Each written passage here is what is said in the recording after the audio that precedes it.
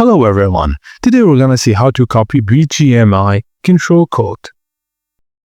And firstly, launch BGMI and wait for the main lobby. Tap the gear icon at the bottom right corner to open settings. In the settings menu, tap on the sensitivity tab to access your sensitivity configurations. Once you're in the sensitivity section, tap the upload to cloud button. This saves your current sensitivity layout to your account. After uploading, tap Cloud Management to access your saved code and manage it.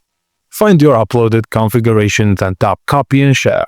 Your sensitivity code will be copied to your clipboard. You can now paste this code into a message, chat, or social media to share it with friends. After sharing or applying a new sensitivity code, head to training grounds and practice drills like the record control or quick scope to adapt to the new settings before jumping into real matches. And that's it, guys. Thank you for watching, and please don't forget to like and subscribe for more.